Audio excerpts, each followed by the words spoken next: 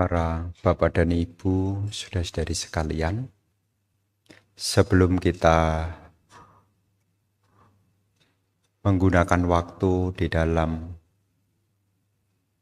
kelas Dhamma, mari kita awali dengan penghormatan kepada Guru Agung Sang Buddha. Namo tassa bhagavato arahato sama sambuddhassa. Namo tassa bhagavato arahato sama sambuddhassa. Namo tassa bhagavato arahato sama sambuddhassa. Kalena dhamma sakaca etang manggalamuttamanti. Membahas dhamma di waktu yang sesuai, itulah berkah utama. Para Bapak dan Ibu, saudara-saudari sekalian, hari ini kita kembali menggunakan waktu selain kita berlatih di dalam pengembangan ketenangan batin. Hari ini kita punya satu kesempatan yang baik, yakni menggunakan waktu untuk membahas Dhamma. Pada kesempatan siang hari ini, topik di dalam kelas Dhamma diambil dari Majjhima Nikaya, bagian dari Sutta Pitaka. Majjhima Nikaya itu adalah khotbah Dhamma yang menengah, jadi cukup panjang. Di dalam Majjhima Nikaya hari ini, kita akan membahas dan mengulas di dalam Majjhima Nikaya 16 yang berjudul Ceto Kila Sutta. Ceto Kila Sutta. Kalau ibu bapak mencari terjemahannya, Ceto Kila Sutta itu diterjemahkan sebagai belantara dalam pikiran. Tetapi Ceto Kila itu berasal dari dua kata, yakni ceto dan kila. Ceto itu sama dengan cita, yakni pikiran. Sama dengan cipta, yaitu pikiran. Kila itu artinya tanah yang gersang. Tanah yang gersang. Mungkin penerjemah ngambil dari bahasa Inggris. Tanah yang gersang dikaitkan dengan belantara. Jadi tanah yang belum diurus. Tanah yang masih tandus. Nah, di dalam sutta ini sebetulnya mengingatkan tentang seseorang sudah berlatih tetapi belum berkembang. Ibarat seorang petani, rasanya sudah menanam, tetapi tidak ada buah yang diperoleh. Seperti halnya rasanya kita sudah banyak berlatih, tetapi kok hasilnya belum kelihatan. Mungkin tanahnya gersang. Sebagus apapun bibitnya, kalau tanahnya tidak mendukung, maka tanaman itu tidak bisa tumbuh dan berkembang. Nah, di dalam sutta ini mengkaitkan sebagai satu refleksi. Kita sudah berlatih, tapi kenapa latihannya tidak berkelanjutan? Atau kita sudah berlatih, tetapi hasilnya belum kelihatan. Lantas apa yang diperoleh dalam kita berlatih meditasi? Ini saya ambil gambar. Bagus juga. Jadi kadangkala kita meditasi dibuat pusing. Ya, dibuat pusing oleh notifikasi-notifikasi. Pengingat berbagai macam hal. Dan ini diibaratkan seperti tanah yang masih gersang.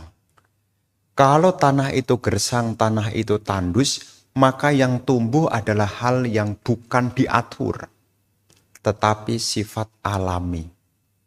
Kalau tanah itu gersang, tanah itu tandus, maka tanah itu akan menghasilkan tanaman yang alami.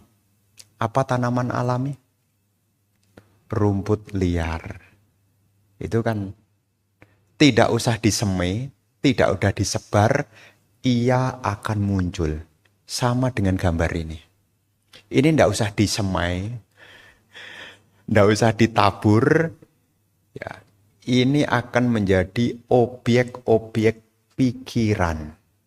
Makanya ketika kita belum berlatih dengan berkelanjutan, ini yang akan lebih dominan sewaktu kita berlatih.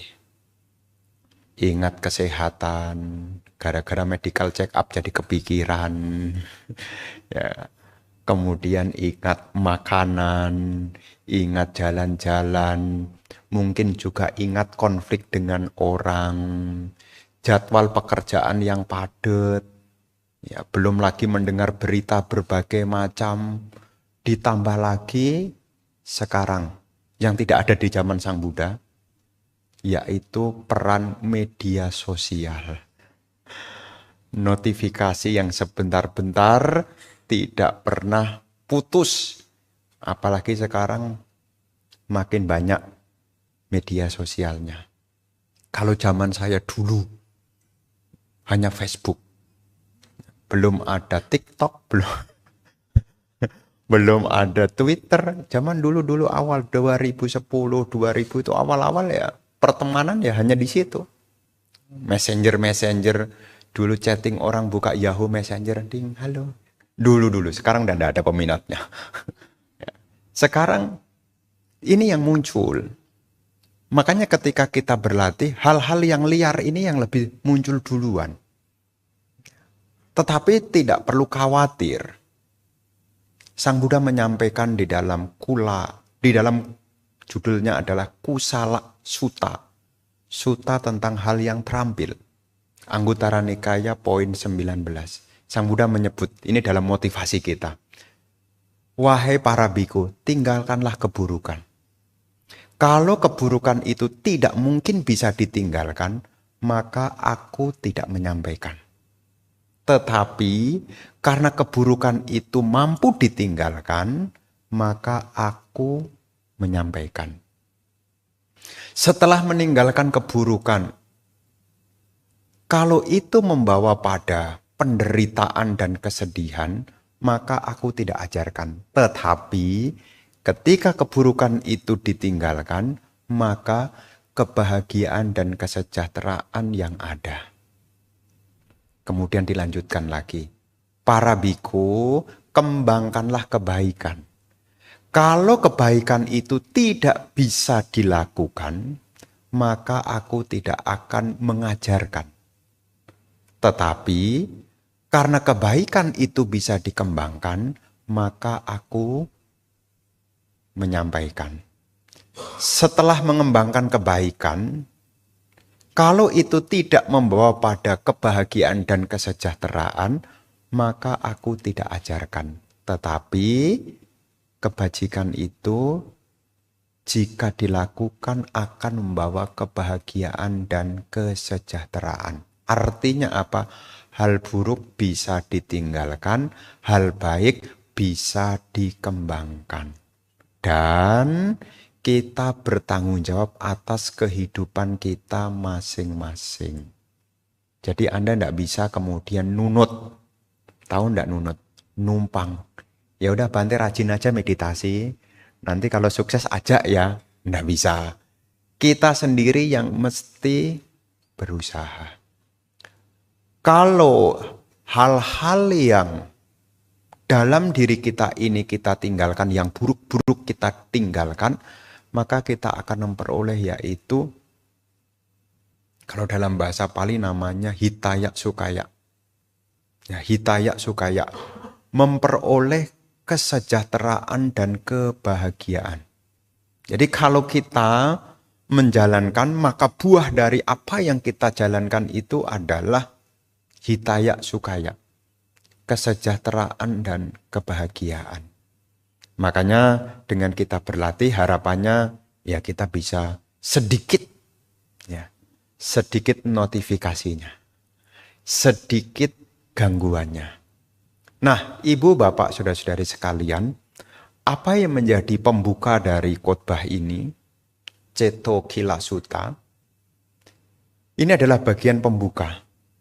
Khotbah ini disampaikan oleh Sang Buddha ketika Sang Buddha berada di Sawati, tepatnya di wihara Jetawana Arama milik Anathapindika. Di tempat inilah Sang Buddha membabarkan khotbah yang berjudul Ceto Kila Sutta. Di sini Sang Buddha memanggil para biku. Para biku, mereka menjawab Bante. Kemudian Sang Buddha menyampaikan. Lalu Sang Bhagawa berkata, ini bahasa Palinya. Ya. Kenapa saya selalu tampilkan bahasa Palinya? Supaya ibu bapak nanti bisa menandai sedikit demi sedikit. Yasaka saci bikawe bikuno panca ceto kila apa hina panca ceto winibanda asumacina so wati masming dhamma winaye wuding wirulhing wipulang apa jisatiti netang tanang wijati. Para biku, biku siapapun yang 5 ceto kilanya belum ditinggalkan dan 5 cetak sowini bandanya belum dipotong sepenuhnya, adalah tidak mungkin baginya mencapai pertumbuhan, perkembangan, dan keleluasaan dalam dhamma dan winaya. Wuding itu artinya perkembangan. Perkembangan secara kuantitatif. Wirulhing ini adalah perkembangan secara kualitatif. Wepula itu artinya meluas. Tidak akan bisa berkembang baik secara kuantitatif, kualitatif, termasuk juga bisa bertambah semakin luas. Kalau 5 penghambat dan juga 5 rintangan belum ditinggalkan. Jadi ceto kila ini artinya ada 5 hal yang menjadi penghambat. Ada 5 hal yang menjadi penghambat dalam latihan. Yang diibaratkan yakni tanah yang tandus. Ceto kila itu artinya penghambat pikiran. Kila artinya tanah tandus, tidak subur. Ini adalah gambaran tentang hal yang menghambat di dalam perkembangan spiritual. Kalau cetaso winibanda, cetaso itu artinya belenggu. Ya. Banda itu artinya kayak bandanang. Kayak bandanang itu artinya ikat pinggang. Bahasa Palinya ikat pinggang itu kayak bandanang. Kayak itu tubuh. Bandana itu artinya ikatan. Ceto sakwinibanda artinya pikiran yang masih terikat. Nah, jadi pikirannya masih terikat. Jadi ada yang menghambat dan juga ada yang mengikat. Jadi yang menghambat itu ada 5, yang mengikat juga ada 5. Ya. Jadi kalau kita nanam, ini ada penghambatnya. Tidak bisa berkembang karena ada penghambatnya. Termasuk juga tidak bisa naik karena diikat. Anda tahu, ada burung merpati, burung kutilang. Kalaupun dia bersayap, kalaupun dia berkaki, kalau kakinya diikat, bisa terbang enggak? Punya sayap loh. Sayapnya ada. Tapi kenapa tidak bisa terbang? Terikat toh. Sama juga hal-hal baik ini mungkin sudah ada. Tapi kadang-kadang tanpa disadari kita masih terikat. Ada perumpamaannya. Perumpamaan yang lain. Ada orang dengan semangat. Dia mendayung. Tapi dia lupa. Kalau perahu itu, tahu kan perahu? Perahu itu masih terikat di dermaga. Ya mau dia kayu kayak apapun ya dia akan tetap di situ. Nggak akan bergeser. Ini adalah gambaran tentang Cetaso Winibanda. Jadi pikiran yang masih terikat. Jadi ada hal, jadi total ada 10. 5 yang menjadi penghambat, 5 yang menjadi pengikat. Nah, kita ini secara batiniah, apa yang menghambat kita di dalam latihan? Ini seperti perumpamaan. Jadi kalau kita menanam itu kalau tidak ada kelihatannya, maka tidak semangat. Tiap hari nyemai, udah disemai, udah disiram sekali, ternyata layu. Kira-kira petaninya semangat atau menyerah? Aduh Bante, kayaknya tangan saya panas dah. Tanam apapun jadi mati. Ya, di masyarakat ada istilah begitu. Oh, tangan panas jadi tanam apapun jadi mati. Nah, kalau kita mengembangkan batin, rasanya belum berkembang, kita mesti mengecek. Mungkin ada penghambat di dalam pikiran kita. Sehingga apa yang kita tanam ini tidak berkembang. Sehingga kita tidak menjadi bersemangat, tidak mau melanjutkan, terus-menerus juga ogah, dan kehilangan arah. Nanti ada istilah Pali itu ada 4. Semoga waktunya cukup. Ada istilah atapi. Atapi itu semangat. Ada istilah yakni anuyoga. Anuyoga itu berkelanjutan. Ada istilah satapayang, yakni terus-menerus. Dan ada istilah tentang padana, usaha. Jadi kalau seseorang belum kelihatan hasilnya, maka ia tidak akan memacu. Kira-kira semangat enggak? Kalau setiap kali nanam hasilnya begini. Udah berbulan-bulan, nanam durian berbulan-bulan cuma segini, terus ya bertahun-tahun cuma segini, terus. Kira-kira semangat enggak tengok ke ladang itu? Enggak. Pengen nengok lagi enggak? Enggak. Pengen meneruskan enggak? Enggak. Lama-lama kehilangan arah. Jadi apa yang menjadi penghambat di dalam batin kita sendiri? Ya, di situ disebutkan ada 5 penghambat.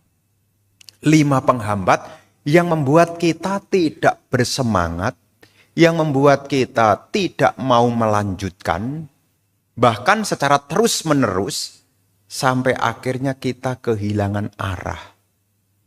Apa yang menjadi penghambat? Di sini disebutkan. Apakah yang 5 itu yang semestinya dipotong tetapi belum ditinggalkan? Pahina ini ditinggalkan. Ada 5 penghambat yang ada dalam pikiran yang belum ditinggalkan. Dimulai dari yang pertama. Di sini muncul keraguan-raguan dan kebimbangan. Kangkati wicikica. Kangka itu ragu-ragu. Wicikica ya bimbang. Sehingga dia tidak menentukan nadi mucati dan juga pikirannya tidak menetap. Nak sampa sidati. Jadi pikirannya belum mantap, belum menentukan dan belum mantap karena pikirannya masih diliputi oleh keraguan-raguan dan kebimbangan berkenaan dengan apa? Dia ragu-ragu pada sang guru. Ada kata sattari. Sattari ini artinya guru. Ya. Sata dewa manusanang, guru para dewa dan manusia. Sata di sini artinya guru. Dia ragu-ragu pada gurunya. Bener enggak ya? Bener enggak ya? Karena ada keraguan-raguan, tidak memperoleh keputusan batin. Jadi dia tidak menentukan. Jadi nadi mucati, dia tidak menetapkan. Nak pasidati, dia tidak mantep, artinya goyah. Ya, jadi dia goyah. Kenapa ragu-ragu? Ya, keraguan-raguan terhadap sang guru, Sathari. Sathari ini mengacu kepada guru. Nah, karena pikirannya masih ragu-ragu, maka dia tidak condong. Ada kata di sini adalah citang nak namati. Citang itu pikiran. Nak namati, nak itu artinya tidak. Namati itu membungkukkan. Namaste. Tahu kan namaste? Namaste itu menunjukkan badan. Namaste. Namaskara. Ya. Jadi karena dia tidak ada kemantapan, maka pikirannya tidak condong di dalam latihan. Jadi dia tidak atapi, tidak bersemangat. Anu yoga, tidak mau melanjutkan terus-menerus. Sata caya, dia juga tidak berkontinu. Termasuk dia tidak mengerahkan usaha. Padanaya. Jadi dimulai dari yang pertama yang menghambat. Ragu-ragu pada guru. Dalam hal ini mungkin belum kenal tentang Sang Buddha. Ya, Sang Buddha itu penunjuk arah. Ya, Sang Buddha itu yang menunjukkan arah. Kalau ibu bapak ragu-ragu sama yang menunjukkan arah, dilalui tidak? Semangat tidak? Ada yang jalannya tersesat ditanya. Tanya dia. Bu, pusdiklat itu di mana? Oh, maju nanti kalau sudah sampai teras kota, putar balik. Dan nanti dihitung ya. Ada apa setelah putar balik? Kayaknya Anda penumpang dah. Jadi setelah putar balik Anda enggak tahu sampai. Ya, ada apa? Ada deretan bank. Setelah itu ada perawatan kulit. Setelah itu ada showroom. Sampai ada showroom Suzuki, belok ke kiri. Tapi kalau ada orang yang bertanya kemudian dia berhenti di ITC. Mana pusdiklat? Ibu maju terus nanti itu putar balik. Tapi kalau dia ragu-ragu, kira-kira jalannya semangat enggak? Tidak. Jadi kita ini sudah ditunjukkan, karena kita belum muncul keyakinan kepada yang memberitahu, maka jalannya tidak condong pada semangat. Jadi mestinya cepat, tapi karena ragu-ragu jadinya toleh kiri, toleh kanan, malah berhenti di soto Haji Mamat itu. Kan sebelum sampai sini kan malah berhenti di situ. Kira-kira sampai enggak sampai sini? Lambat. Kenapa tidak bergegas segera? Karena dia ragu-ragu sama yang menunjukkan arah. Menunjukkan ragu-ragu. Demikian pula dalam berlatih ini kadang-kadang yang menghambat batin kita. Kita tidak bergegas. Ya. Sudah ditunjukkan tentang buahnya, tentang pahalanya, tentang manfaatnya. Tapi kita masih belum yakin kepada sang penunjuk. Makanya jadi terlambat. Mestinya lebih cepat karena ragu-ragu. Akhirnya ya pelan-pelan. Dan kemudian menyimpulkan. Pusdiklat kok jauh ya. Padahal dari ITC dia bisa mengatakan pusdiklat kok jauh ya. Padahal kalau dia sudah yakin pada penunjuk arah. Dari ITC sampai sini enggak sampai 5 menit. Keluar, udah sampai. Tapi karena ragu-ragu mengatakan, kok jauh ya? Kok belum kelihatan ya? Nah, ini adalah penggambaran bahwasanya kita sudah berlatih, sudah ditunjukkan arah, tapi masih ada keraguan. Jadi yang pertama ini karena ada keraguan-raguan. Bagi siapapun yang pikirannya tidak condong pada usaha yang sungguh-sungguh, maka ia akan masuk di dalam penghambat pikiran yang pertama, yang belum ditinggalkan. Jadi ada 5. Jadi yang pertama ini, dia ragu-ragu pada sang guru. Nah ini kemudian saya singkat. Langsung saya singkat. Memang yang pertama saya lengkapi. Ya, yang berikutnya idem. Ya, idem. Ya, jadi yang pertama ini ragu-ragu pada sang guru. Satarik kangka. Kangka ragu-ragu, bimbang. Ya. Jadi di sini dia bimbang pada sang guru. Jadi dia mengalami keterhambatan. Ini yang pertama. Yang belum ditinggalkan. Maka ini mesti diperjelas. Ya, jadi kita perlu memperjelas tentang siapa itu Sang Buddha. Mesti kita tahu. Ya, sekali lagi, Sang Buddha itu mengajarkan demi manfaat, demi kebahagiaan, demi kesejahteraan. Ataya, hitaya, sukaya. Ya, setelah Anda mendengar, Anda bisa merenungkan. Apa yang Sang Buddha ajarkan ini bukan demi beliau, tetapi demi kita sebetulnya. Kalau Anda pikirannya tenang, yang memperoleh bahagia siapa? Diri sendiri. Kalau Anda tidak membenci, Anda hidupnya tenang, damai, yang bisa tidur nyenyak siapa? Diri sendiri. Sebetulnya apa yang kita pelajari untuk siapa? Diri sendiri. Karena belas kasih beliau menunjukkan apa yang beliau telah ketahui. Jadi kita mengenal, jadi kita melakukan ini bukan demi Sang Buddha. Oh, saya meditasi supaya dapat pujian oleh Sang Buddha. Enggak loh. Kita latihan meditasi tidak lain demi manfaat diri sendiri. Kalau Anda tenang, kalau Anda damai, Anda tidak menyimpan dendam, yang memperoleh bahagia siapa? Ya, diri sendiri. Jadi kita melakukan meditasi ini ya bukan semata-mata untuk membahagiakan Sang Buddha. Enggak ada. Ya. Sang Buddha tidak perlu dibahagiakan, sudah sukses kok. Masa orang sukses butuh bantuan? Ya. Jadi kalau ada perumah tangga yang sudah kaya, sukses, perlu enggak donasi dari Anda? Tidak perlu. Nah, ini yang pertama yang disebut penghambat. Tidak adanya kemantapan kepada sang guru. Ya, yang kedua, yakni tidak ada kemantapan kepada dhamma, ajaran. Jadi di sini para biku, seorang biku ragu-ragu dan bimbang terhadap dhamma. Jadi ragu-ragu terhadap dhamma. Nah, dhamma itu seperti ragu-ragu pada 4 kebenaran mulia, ragu-ragu.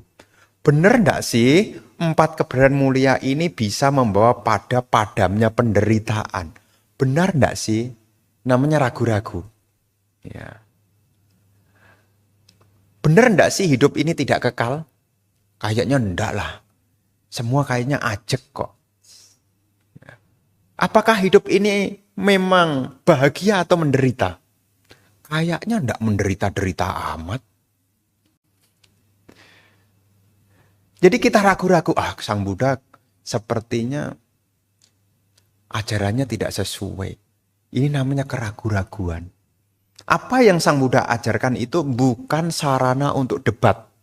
Anda belajar dhamma bukan sarana untuk debat. Anda belajar dhamma juga bukan sarana untuk mengkritik orang lain. Dan Anda belajar dhamma bukan untuk menambah kesombongan.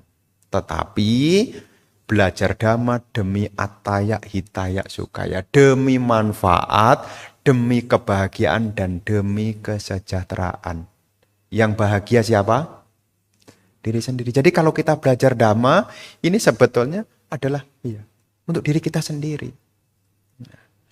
Dan apa yang menjadi ajaran beliau? Ini mengarah kepada kepadaman penderitaan. Kalau seseorang itu tidak ragu-ragu, maka dia akan condong pada semangat. Ini contohnya nih. Kalau ibu bapak menerima, ini ibu-ibu aja, jangan ibu bapak, ibu-ibu aja. Ibu-ibu menerima yaitu makalah yang di dalamnya itu adalah panduan cara membuat makanan. Kalau dia ragu-ragu pada yang dia baca, kira-kira membuat enggak? Cara membuat puding. Kayaknya nih, enggak begini. Kalau kita ragu-ragu pada yang kita pelajari, apa yang diajarkan kita ragu-ragu, kira-kira kita mengerahkan usaha ke dapur enggak? Tidak. Tapi kenapa kita bergegas? Karena kita sudah yakin mantap dengan petunjuk yang diberikan. Sama di dalam ajaran ini, pikiran kita tidak akan terhambat kalau kita punya keyakinan kepada apa yang ditunjukkan. Ya, kepada apa yang ditunjukkan. Ini artinya tidak ragu-ragu pada dhamma. Jadi yang kedua ini yang menjadi penghambat, kita masih belum jelas, masih belum paham tentang apa ajaran beliau. Makanya di momen meditasi begini, ini sebetulnya saya untuk mengajak Anda supaya Anda tidak ragu-ragu. Makanya ada kelas dhamma.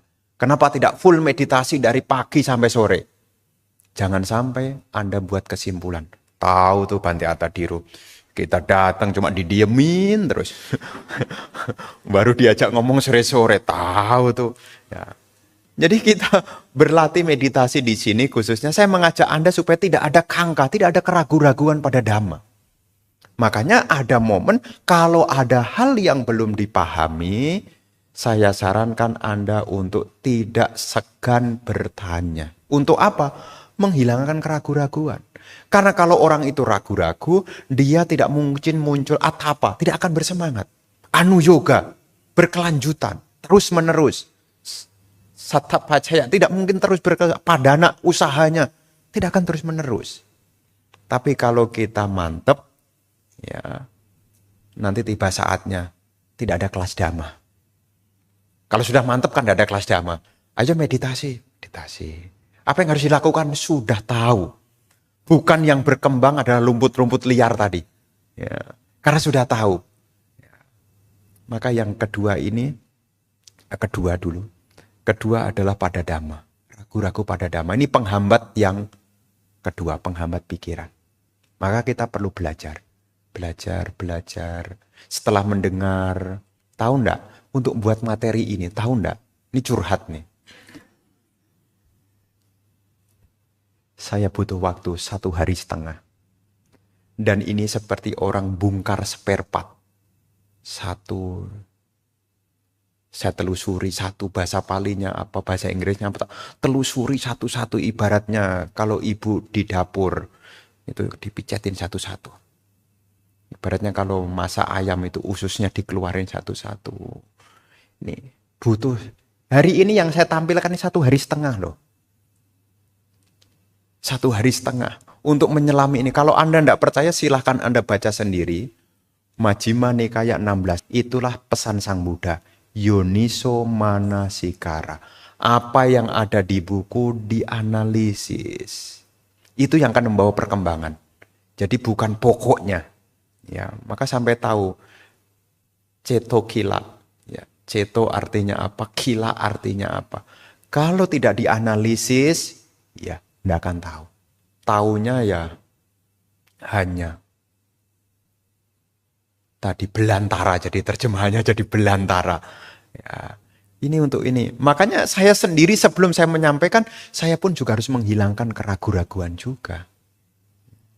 Jangan sampai mengajak orang tersesat. Mau kemana Pak? Ke Pusdiklat sana. Polsek Serpong itu. Ya. Kalau tidak tahu arahnya bisa ke Polsek Serpong meskipun sama-sama posisinya dari ITC. Sudah pernah tersesat? Nanti kalau sampai ITC, kalau Anda ngambil yang kiri lewat Nusa Loka, telusuri Nusa Loka, nanti Polsek Serpong. Sudah tersesat. Karena jalan di sini banyak menyesatkan. Apalagi di belakang. Baru jalan, buka lagi perumahan, jalan baru lagi. Makanya kalau saya pergi undangan umat di belakang situ, pakai GPS.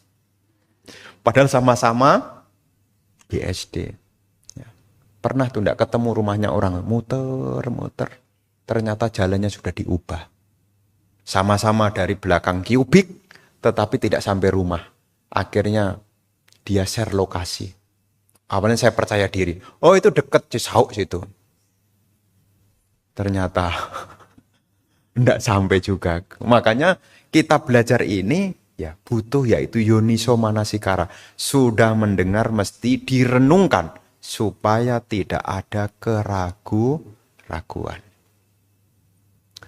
Kemudian yang ketiga, keraguan terhadap sangga. Ya, dia ragu-ragu. Ya. Seorang biku di sini ragu-ragu dan bimbang terhadap sangga.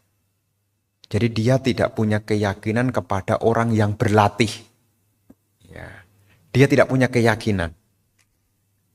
Karena tidak ada keyakinan, maka dia tidak termotivasi untuk melakukan. Nah, ini yang ketiga. Keraguan kepada sangga. Kemudian yang keempat. Keraguan pada latihan. Maksudnya apa ragu-ragu pada latihan? Dalam sika ini ada 3 ya. Kalau kita berbaca sika itu ada 3. 1, sila sika. Sila sika itu adalah latihan kemoralan. Citta sika, pelatihan pikiran. Panyasika, latihan kebijaksanaan. Dia ragu-ragu. Dia tidak mengerti apa sih manfaatnya kita latihan sila, apa sih manfaatnya kita latihan pikiran, dan apa manfaatnya kita latihan pengembangan kebijaksanaan. Ragu-ragu. Makanya kalau Anda latihan begini mesti tahu manfaatnya. Masih ingat pertemuan yang lalu? Ciri orang yang bijaksana, sataka sampajana. Apa itu sataka sampajana? Dia mengerti tentang manfaatnya. Jadi orang bijaksana itu bukan berbicara benar dan salah loh ya. Orang bijaksana itu berbicara tentang manfaat. Jadi kalau kita belajar apapun, kita mesti tahu manfaatnya apa. Kalau Anda punya perilaku yang baik, apa manfaatnya? Ya, Anda sudah tahu. Kalau Anda melatih pikiran, apa manfaatnya? Anda sudah tahu. Kalau Anda mengembangkan kebijaksanaan, Anda sudah tahu manfaatnya. Lah kalau belum tahu bagaimana Bante? Tanya. Jangan kemudian, kayaknya saya jenis manusia dwihetuka Bante. Bukan, masalahnya Anda belum bertanya. Jangan segera menyimpulkan. Mungkin belum pernah diperdengarkan sehingga kita belum tahu manfaatnya. Kalau kita menjalankan sila, manfaatnya apa? Kalau kita melatih pikiran, apa manfaatnya? Kalau kita memiliki kebijaksanaan, apa manfaatnya? Karena dia tidak tahu manfaatnya, maka ia menjadi ragu-ragu pada latihan. Berlatih enggak? Kayaknya enggak ada manfaatnya kok. Kemudian membuat pembenaran. Tuh, meditasi juga sama juga tuh, jangan yang tidak meditasi tuh. Nah kadang-kadang begitu kan, kadang-kadang kita ngomong pada orang, kita sendiri sebetulnya tidak dapat manfaatnya. Kemudian dia mengatakan, tuh dia sudah rajin meditasi aja tetap begitu. Ketika kita mengatakan demikian, sebetulnya kita juga ragu-ragu pada meditasi. Karena meditasi itu pasti ada manfaatnya. Tapi karena ada keraguan-raguan, akhirnya tidak condong pada berlatih. Karena tidak condong pada berlatih, maka akhirnya terhambat. Ya. Jadi ragu-ragu pada latihan. Ini adalah penghambat yang keempat. Ini yang kelima nih. Yang menghambat nih, yang kelima nih. Ya. Nggak boleh marah nih. Yang kelima. Kemarahan terhadap sesama praktisi. Punaca parang bikawe biku sabrahmacarisu kupito hoti anatamano ahata cito kilajato. Di sini seorang biku marah kepada sesama brahmacari, rekan praktisi. Tidak puas. Anatamano, tidak puas. Pikirannya terluka. Ahata cito. Dan lahir penghambat batin, kila jatuh. Jadi latihan begini tidak boleh marah. Meskipun Anda sudah mendaftar dan tidak diterima, tidak boleh marah loh. Anda tidak boleh marah. Ya, jadi kalau Anda mau sungguh-sungguh datang aja tidak apa-apa. Ya, kalau sungguh-sungguh, Bante saya tidak kebagian kauta, tidak usah marah. Ya tidak usah marah. Ya. Kayaknya ini adminnya kong kali kong, masa baru 10 menit sudah habis. Tidak boleh marah ya. Tidak boleh marah. Saya juga tidak tahu kenapa baru di-share kemudian cepat habis. Saya tidak tahu juga. Adminnya kan bukan saya. Komplain ke saya. Mana saya tahu. Ya, jadi tidak boleh marah ya. Jadi sesama brahmacari di sini tidak hanya mengacu kepada biku. Di mana kita berlatih, kita tidak boleh marah dengan sesama. Ini jadi penghambat. Ya, Anda akan terhambat. Ya, tidak boleh marah. Jadi mungkin ada nasihat, mungkin ada teman kita, tidak boleh marah. Ya mungkin Anda retret. Retret ini kan kadang-kadang namanya retret dalam komunitas itu kan kadang-kadang kan panitia tidak tahu. Ya. Namanya kan random. Bisa jadi sekamar dapat yang suaranya kenceng. Ya, sini tidur, sana konser. Nggak boleh marah ya. Jadi kalau kita marah, maka itu menjadi penghambat. Tidak membawa perkembangan dan disebut sebagai lahan kita tandus. Namanya cetokila. Pikiran kita jadi tandus, tidak berkembang. Mau dilatih kayak apapun tidak akan berkembang. Kalau 5 hal ini tidak ditinggalkan. Pahina, tidak ditinggalkan. Kalau 5 ini tidak ditinggalkan, maka diibaratkan seperti kita menanam di lahan yang tandus, di lahan yang kering. Tidak ada pertumbuhan, tidak ada perkembangan, bahkan tidak bisa jadi luas. Ya. Jadi tidak mungkin wudi tidak akan berkembang, wirulhi juga tidak berkembang, termasuk webula juga tidak akan meluas. Ya. Maka dalam latihan ini, ya jangan marah. Ya. Jadi kalau saya dapatnya yang begitu bagaimana Bante? Supaya tidak marah, direnungkan. Karma baik apa yang dulu saya lakukan? Kan tidak boleh karma buruk. Nanti kalau bicara karma buruk nanti malah jadi pesimis. Karma baik apa yang kurang saya lakukan di masa lampau sehingga saya ketemu dengan yang demikian. Sudah ngantri, airnya habis. Ada peserta meditasi di tempat yang lain. Dia curhat. Udah ngantri, pesertanya banyak, ngantri. Giliran dia sudah, airnya sudah juga. Sudah juga. Jadi mata airnya sudah habis. Ya, saya tidak boleh menyebutkan ceritanya. Tidak boleh menyebutkan tempatnya. Tapi ini cerita. Airnya habis. Ya. Sudah begitu ada cerita yang lain. Dia sudah sungguh-sungguh ingin latihan di tempat itu. Tempatnya sih tenang. Tapi ada peserta yang masih baru. Dan kayaknya dia itu bergrup. Ada waktu senggang dia ngobrol kencang-kencang berempat. Dia jengkel. Ini orang dari mana? Padahal di setiap sudut tulisan Noble Silent. Apa dia tidak baca tulisannya? Dia jengkel, dia marah. Ini memang orang sudah tahu begini kok diterima. Dia jengkel. Dan tolong ya, nanti kalau Anda ikut retret dimanapun, ada yang demikian, Anda jangan marah. Ya, jangan marah. Karena itu akan membuat lahan Anda jadi tandus. Mau ditanemin, tidak akan berkembang. Wong tandus kok. Mau dikasih bubut unggul sekalipun, tidak akan berkembang. Tandus. Ini 5 hal. Namanya cetokila. 5 hal penghambat pikiran yang mesti ditinggalkan. Ragu-ragu pada Buddha, ragu-ragu pada Dhamma, ragu-ragu pada Sangha, ragu-ragu pada latihan, dan juga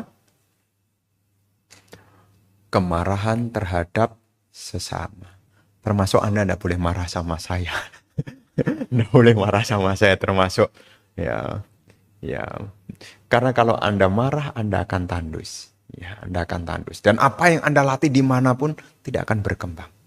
Apa yang sudah Anda kumpulkan bisa menguap. Ya. Jadi mau dilatih kayak apapun, ya, kalau 5 hal ini belum ditinggalkan, pahina belum ditinggalkan, ibaratnya kita masih seperti menanam di ladang yang tandus. Ini 5. 5 hal penghambat pikiran. Kemudian yang berikutnya adalah cetasa winibanda. Cetasa winibanda. Cetasa winibanda ini mengacu kepada hal yang semestinya dipotong. Ya. Kalau penghambat itu ada di dalam diri kita. Tadi, yang namanya cetak kila itu ada dalam diri. Sedangkan cetaso winibanda ini dari luar. Ini bedanya. Kalau yang 5 tadi ada dalam diri kita, 5 hal ini di luar, maka sebutannya dia pengikat. Kalau Anda diikat dari dalam atau dari luar? Saya tidak bisa pergi Bante soalnya saya diikat. Ikatnya ada di dalam atau di luar? Di luar. Jadi hal yang di luar ini tidak bisa ditinggalkan, mesti dipotong. Kalau di dalam bisa ditinggalkan. Tapi kalau di luar mesti dipotong. Kalau di luar kan mesti dipotong, mau terikat. Kalau tangan Anda diikat sama tali supaya Anda bisa berpergian, Anda tidak bisa meninggalkan. Anda bisa benar-benar melepaskan kalau Anda potong. Maka dalam bahasa Pali di sini ata cinna, dari kata cindati, memotong. Ya, cindati itu memotong. Ya. Ada 5 hal yang semestinya dipotong tetapi belum dipotong. Ada 5 hal. Apa sajakah 5 belenggu pikiran yang belum dipotong? Ada 5 hal yang belum dipotong. Ini masih mengikat. Sehingga apa? Tidak bisa berkembang juga. Tidak bersemangat juga. Ya. Wong Anda terikat, Anda tidak bisa berpergian. Atapi tidak mungkin muncul. Anda tidak akan bersemangat. Atapi anu yoga mau berlanjutkan juga tidak bisa, wong terikat. Satapaya mau continue, Anda tidak bisa, wong terikat. Mau menentukan arah, juga tidak bisa, wong Anda terikat. Anda terikat. Maka Anda mesti harus memotong. Cinda. Ya. Ada 5 yang mestinya kita potong. Supaya kita bisa, yaitu wuding, wiruling, webula. Bisa berkembang, bisa tumbuh, dan bisa meluas. Apa yang pertama yang mestinya dipotong?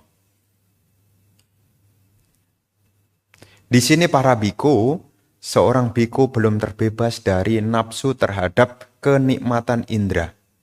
Masih memiliki keinginan, nafsu, dahaga, kegelisahan, dan kehausan. Ini ada kata Pali, cando. Cando itu keinginan. Pemo artinya nafsu ragawi. Ya, pemo. Ya. Pipaso itu kalau tidak dituruti itu jadi gelisah.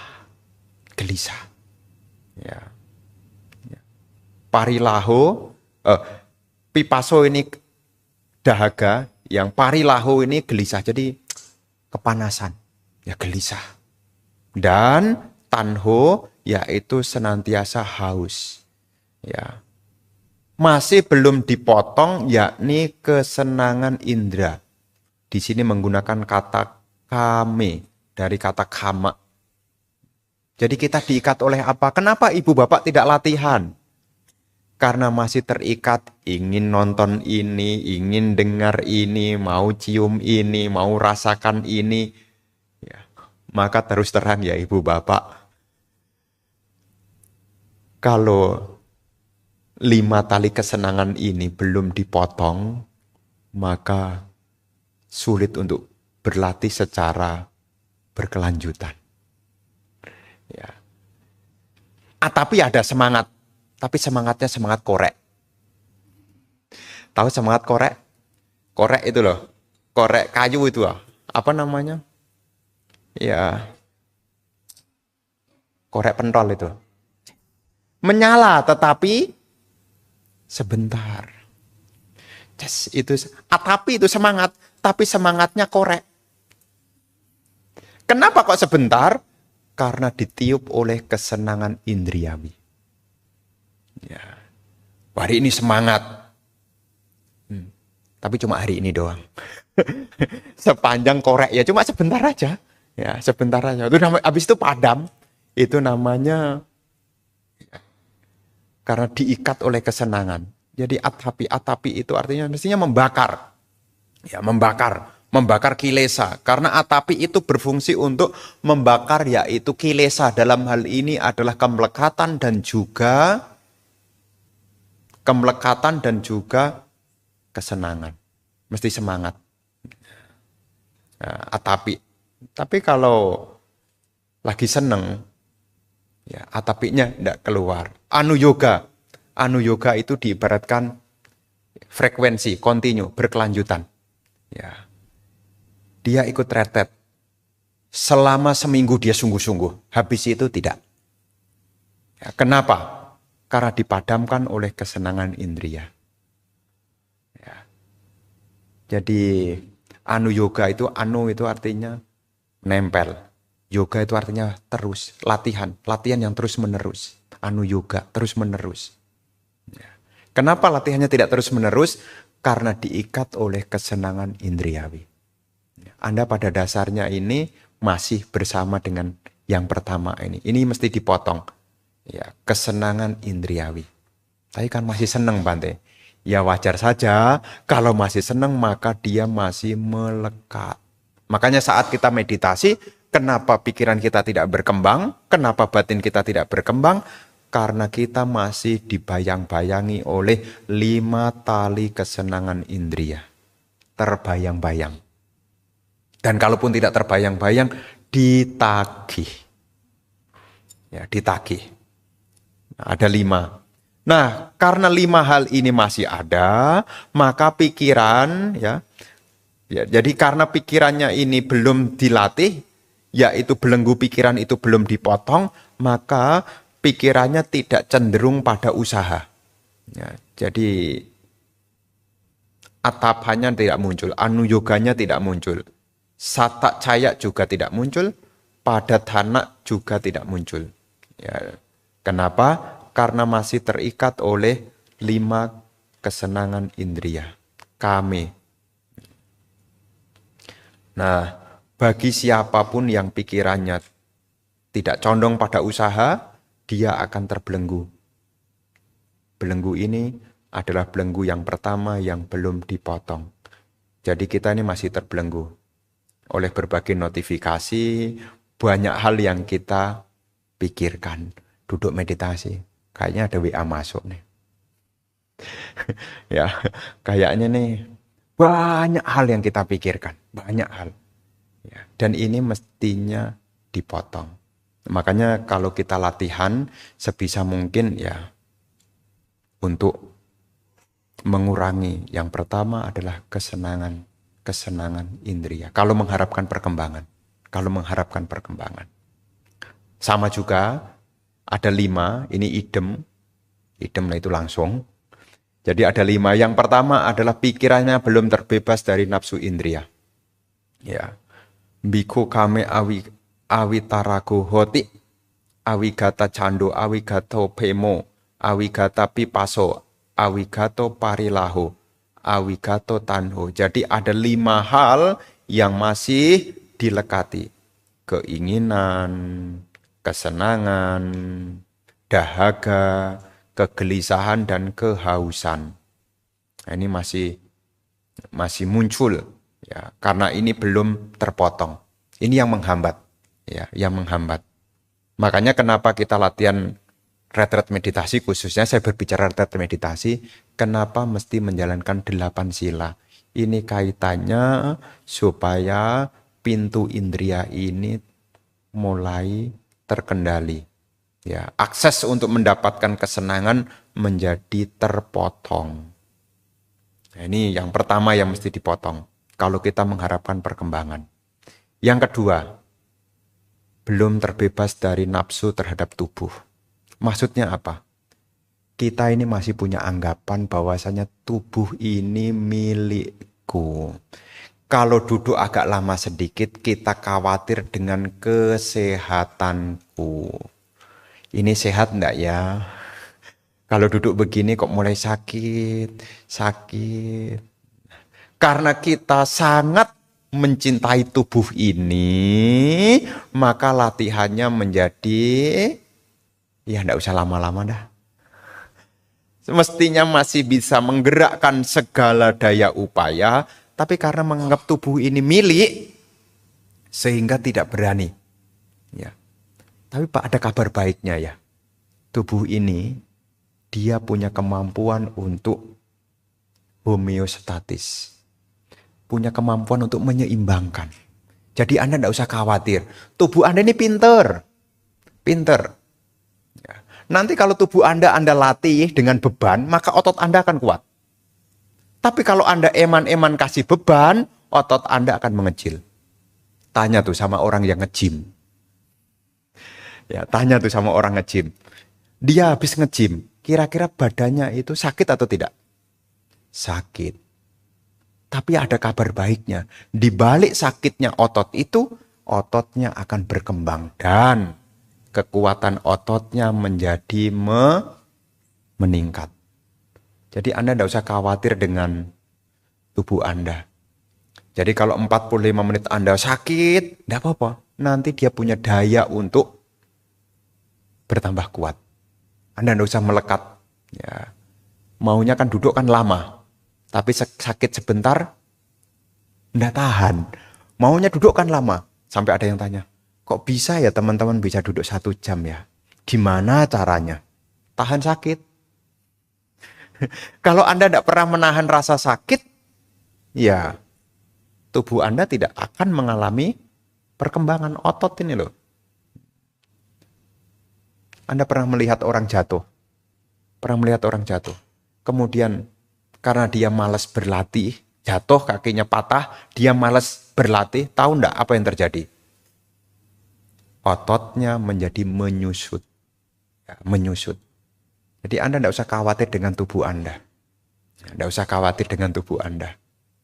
Jadi tubuh yang kita miliki ini saat kita berlatih, ya kita mengerti bahwasanya tubuh ini adalah sarana untuk berlatih dan tubuh ini bukan milikku. Karena tubuh ini tidak kekal. Ya. Jadi waktu berlatih jangan terlalu takut dengan tubuhnya. Jangan terlalu takut dengan tubuhnya.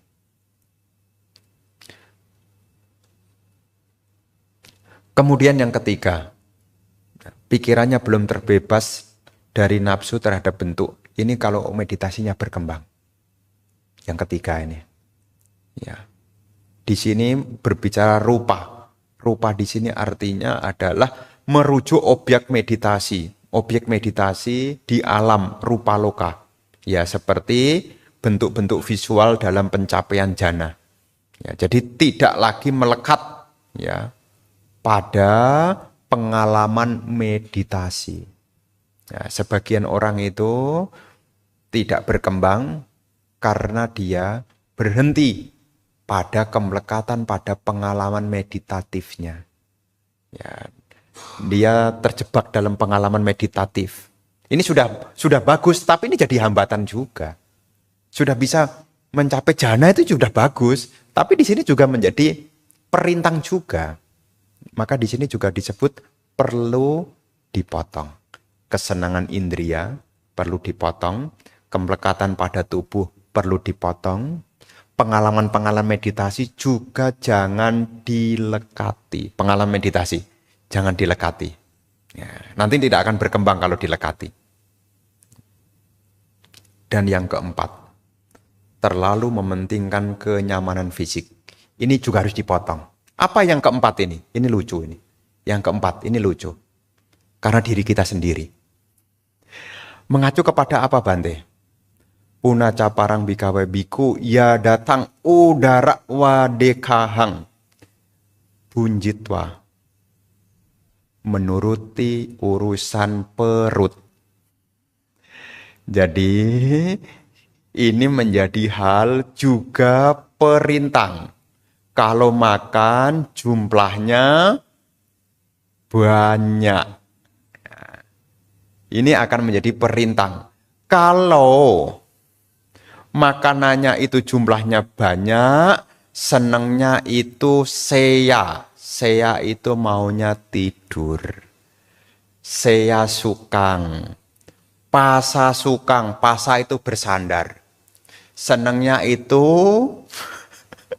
kalau sudah makan kekenyangan maunya tidur dan bersandar. Bahasa palinya itu pasa sukang. Pasa itu artinya bersandar.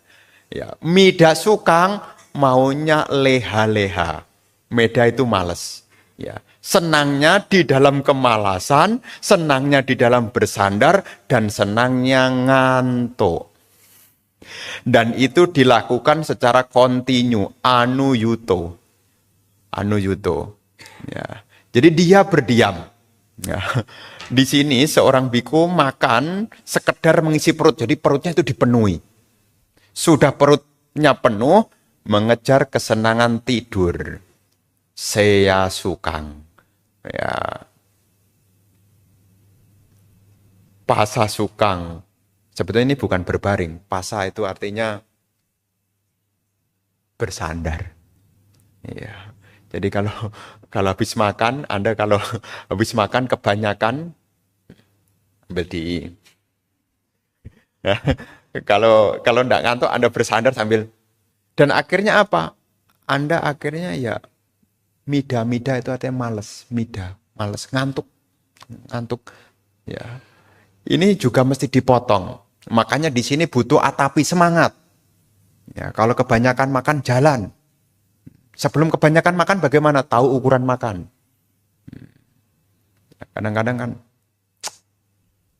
Kadang-kadang tubuh ini aneh loh.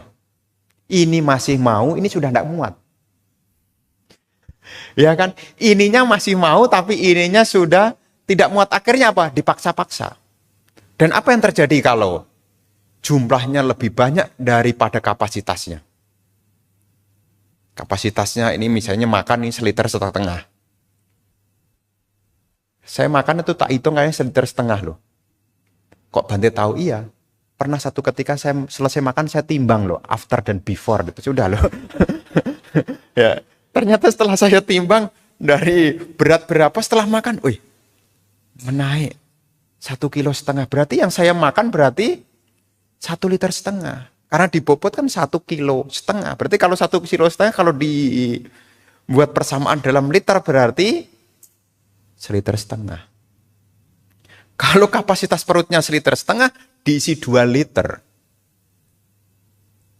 Ini mesti Anda nanti cek setelah pulang dah. Anda punya kapasitas berapa? Jangan melebihi kapasitas. Kalau Anda makan melebihi kapasitas, nanti akan terserang oleh ngantuk, berbaring, dan tidak punya kemampuan untuk berusaha. Ya, tidak punya kemampuan untuk berusaha. Dan yang kelima, ya, kepikiran. Jadi meditasi itu punya angen-angen. Ini juga harus dipotong. Angen-angen yakni lahir di alam dewa. Ya. Jadi dia punya harapan. Semoga aku menjadi dewa atau salah satu dari para dewa. Artinya apa? Merindukan urusan setelah kematian. Yang dalam masyarakat populer rindu pada surga. Jadi kepikiran, maka batin ini tidak bisa berkembang. Berkembangnya apa? Ya hanya di situ-situ aja. Situ-situ mengacu apa? Lingkup kesenangan indriawi. Tidak bisa berkembang lebih. Maka 5 hal ini mesti dipotong. Kesenangan indriawi, kemelekatan pada tubuh, pengalaman meditasi tidak usah dilekati. Kalau makan tahu ukuran dan jangan melekati untuk setelah kematian nanti jadi apa. Nah, kalau ini bisa dicinda, dipotong, maka Anda akan berkembang. Apa menjadi perkembangan kalau kita berlatih? Ya, di sini berlaku kebalikan. Ketika penghambat telah dihilangkan, Sang Buddha kemudian menjelaskan keadaan sebaliknya, yakni biku yang telah menghilangkan pahina, ya, telah menghilangkan cetokila yang penghambat tadi, dan telah memotong, yakni cetasa winibanda, ya, pengikat atau belenggu pikiran, maka adalah mungkin, yakni mengalami perkembangan di dalam spiritual. Jadi akan mengalami. Ciri utamanya apa? Kalau orang itu berkembang, ini ciri utamanya. Pikirannya akan condong pada usaha sungguh-sungguh, namanya atapi. Dia akan mengerahkan usaha. Tidak jatuh dalam kemelekatan, tidak jatuh dalam kemalasan. Ya, atapi itu sama dengan dibakar. Atapi itu api, membakar. Ya, membakar apa? Membakar kemalasan dan juga kemelekatan. Ya. Kalau orang itu sudah memotong, kalau 10 ini sudah dipotong, 5 ditinggalkan, 5 tadi sudah dipotong, maka dia akan muncul sungguh-sungguh. Nah, makanya kalau kita berlatih kok belum sungguh-sungguh, bisa jadi kita masih dalam belenggu tadi atau kita masih terikat. Nah, kalau sudah sungguh-sungguh, dia latihannya berkelanjutan.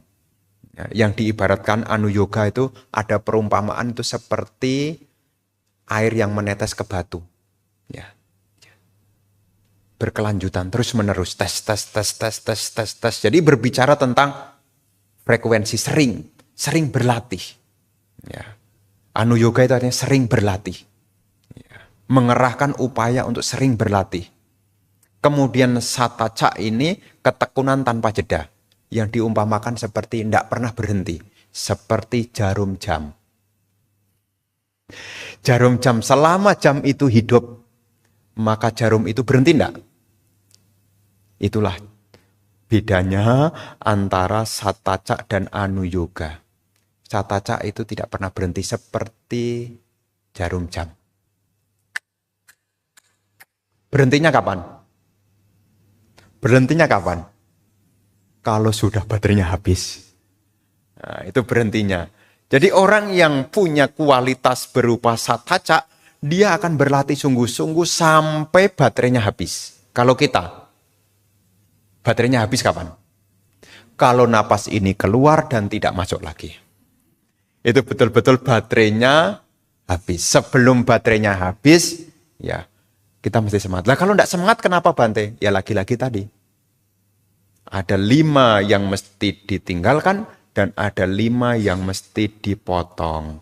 Kalau 5 ini ditinggalkan, 5 ini dipotong, maka kita akan atapa, ya membara, ya apinya jadi membara, ya terus menerus anu yoga terus menerus seperti tetesan air, tidak terputus seperti jarum jam, terus muter. Dan padana ini semangat yang terarah. Mengacu kepada apa? Kalau orang berlatih, dia akan mengacu kepada 4 padana. Yang pertama adalah sangwara padana. Mencegah hal yang buruk. Semangatnya apa Bante? Semangat meninggalkan hal yang buruk. Sebutannya adalah sangwara padana. Sangwara. Kemudian semangat yang kedua, meninggalkan hal yang buruk. Pahana padana. Semangat untuk mengembangkan hal yang baik. Bawana padana. Dan hal yang baik sudah ada dipertahankan. Anuraka padana. Jadi ini semangatnya di situ, ya. Mencegah hal yang buruk, meninggalkan hal yang buruk, memunculkan hal yang baik, dan menjaga hal baik yang sudah ada. Nanti dampak dari kita latihan, hasilnya kalau subur begini, kalau jadi petani nih, ya, kalau tadi penghambatnya sudah ditinggalkan, maka perkembangan. Kalau perkembangan lihat hasilnya, kira-kira seneng enggak? Maka kalau 5 itu yang 5 tadi itu ditinggalkan, 5 perintang itu dipotong, hasilnya kelihatan. Dampaknya apa? Menjadi puncak dari latihan, yaitu dia punya kekuatan yang disebut dengan 4 idipada. Ya. 4 idipada. Di sini disebutkan, ia mengembangkan dasar kekuatan batin yang dilengkapi dengan konsentrasi, disertai keinginan, semangat, pikiran, dan penyelidikan, dan semangat luhur, usoli sebagai yang kelima. Nah, jadi kalau seseorang sudah mampu meninggalkan 5 awal, 5 berikutnya tadi, 5, ya, dia akan muncul latihannya dengan seneng. Maka disebut sebagai keinginan spiritual, namanya canda, tergugah, latihan lagi. Ya seperti Anda kalau punya ladang, punya enggak? Ya, kalau enggak punya, anggaplah di depan rumah ada sepetak taman yang sedikit, tapi bunganya bagus. Maka Anda akan senang untuk sering-sering menengok. Senang enggak? Ya, tapi kalau tanamannya nih sebaliknya nih, bunganya, daunnya enggak ada, tinggal batang dan kering, mau nengok lagi enggak? Males. Tapi kalau bunganya itu kelihatan, akan sering dikunjungi. Ada canda. Mengunjunginya juga dengan riang, dengan semangat. Konsentrasi dan dievaluasi. Nah, ditambah lagi dengan mengembangkan keempat, ditambah 1 semangat usoli, semangat yang luhur, tekad kuat, ya. Artinya ini sangwega, ketergugahan terus-menerus, ya.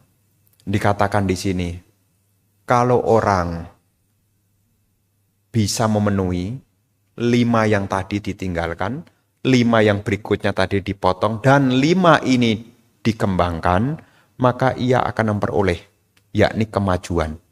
Seorang biku yang memiliki 15 faktor ini termasuk semangat luhur. Biku menjadi mampu mencapai kejijikan terhadap kondisi duniawi. Artinya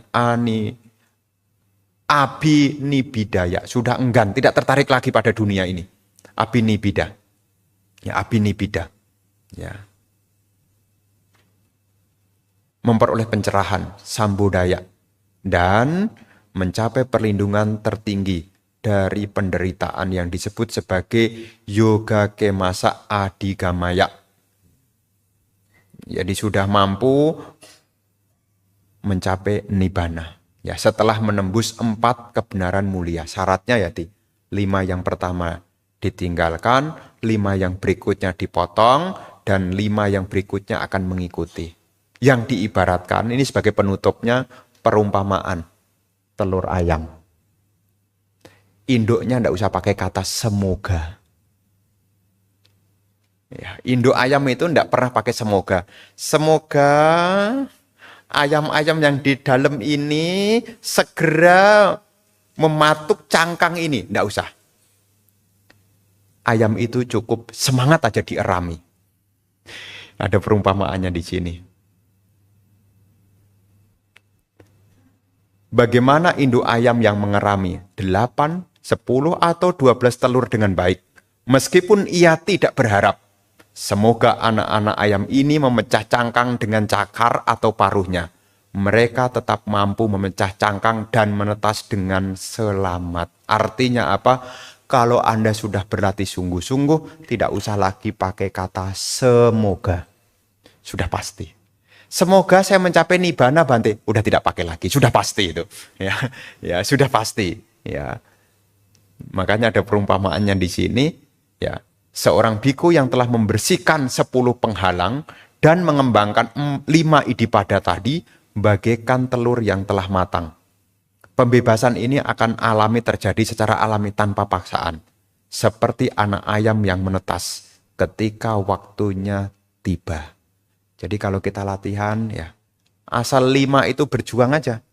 5 yang pertama ditinggalkan, 5 yang kedua dipotong, 4 yang berikutnya dikembangkan, ditambah semangat, maka seperti induk ayam.